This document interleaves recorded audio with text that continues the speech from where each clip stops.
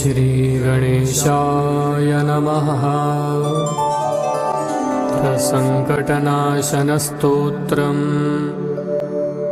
नारद उवाच प्रणम्य शिरसा देवं गौरीपुत्रं विनायकं भक्तावासं स्मरे नित्यम् आयुः कामार्थसिद्धये।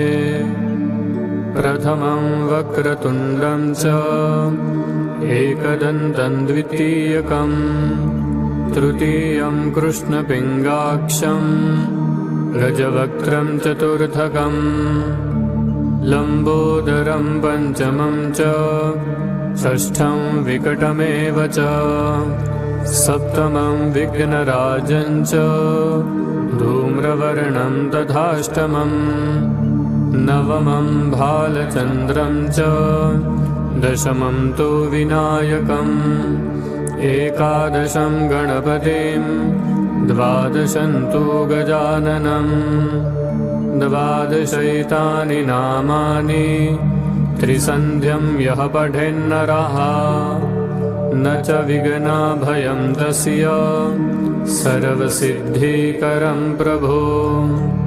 विद्यार्थी लभते विद्यां धनार्थी लभते धनं पुत्रार्थी लभते पुत्रान् मोक्षार्थी लभते गतिं।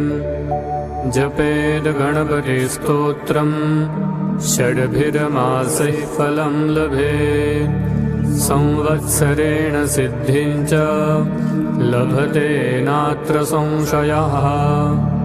अष्टाभ्यो ब्राह्मणेभ्यश्च लिखित्वा यः समर्पयेत् तस्य विद्या भवेत् सर्वा गणेशस्य प्रसादतः। श्रीगणेशार्पणमस्तु।